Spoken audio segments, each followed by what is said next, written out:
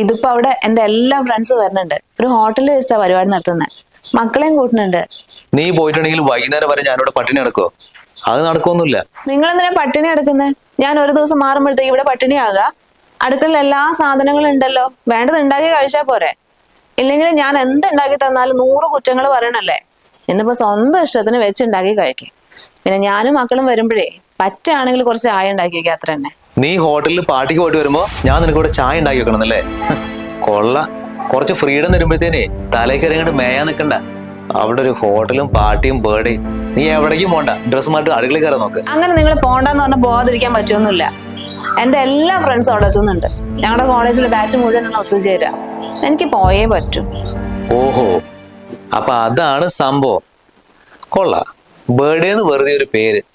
ആരെ കാണാൻ അങ്ങോട്ട് കെട്ടിയെഴുന്നള്ളുന്നേ? ആ പോയിക്കോ പോയിക്കോ.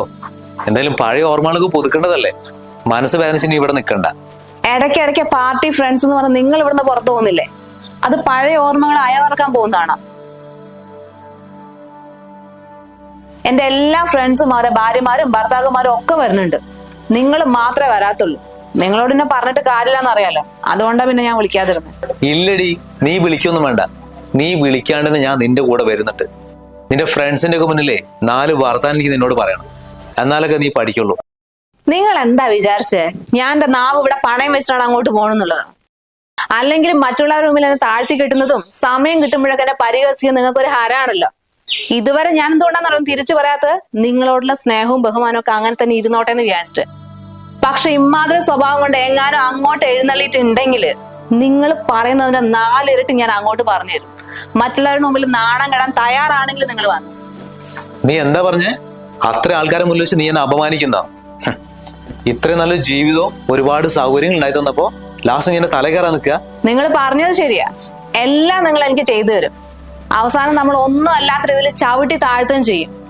ഞാനിവിടെ വെറും ഒരു വേലക്കാരനെ പോലെ വീട്ടിലെ കാര്യങ്ങളും ചെയ്ത് കുട്ടികളെയും നോക്കി നിങ്ങളുടെ കാര്യങ്ങൾ നോക്കി നിങ്ങൾ പറഞ്ഞതെല്ലാം കേട്ട് ഇങ്ങനെ മിണ്ടാട് നിൽക്കണല്ലേ. ഇപ്പൊ ഞാൻ അവരുടെ മുമ്പിൽ വെച്ച് നിങ്ങളോട് സംസാരിക്കുന്ന പറഞ്ഞപ്പോ തന്നെ നിങ്ങൾക്ക് അങ്ങ് പൊള്ളിയില്ലേ? ഇതല്ലേ ഈ 9 വർഷക്കാലമായിട്ട് നിങ്ങൾ എന്നോട് ചെയ്തുകൊണ്ടിരിക്കുന്നത്? എന്തിനധികം ഇന്നലെ വരെ ആ വഞ്ചേസിന്റെ മുമ്പിൽ വെച്ച് നിങ്ങൾ എന്നോട് മോശമായിട്ട് സംസാരിച്ചില്ലേ? അത് ഞാനായിരുന്നു നിങ്ങളോട് തിരിച്ചു ചെയ്തിരുന്നെങ്കിലോ എന്തായിരിക്കും നിങ്ങളുടെ അവസ്ഥ? നിങ്ങൾക്കൊരു വിചാരമുണ്ട്, ഈ അന്തസ്സും അഭിമാനമൊക്കെ ഭർത്താക്കന്മാർക്ക് മാത്രമുള്ളതാണ്. എന്നാ കേട്ടോ, നിങ്ങളെപ്പോലെ തന്നെ വ്യക്തിത്വം ഭാര്യമാർക്കും ഉണ്ട്. പക്ഷെ അത് മനസ്സിലാക്കാതെ ഇനിയും എന്നെ തരം താഴ്ത്തി സംസാരിക്കാൻ നിന്നാല് ഞാൻ ആരാണ് നിങ്ങൾ ശരിക്കും മനസ്സിലാക്കും. ഞാൻ പിള്ളേരെ കൂട്ടിയിട്ട് വരട്ടെ.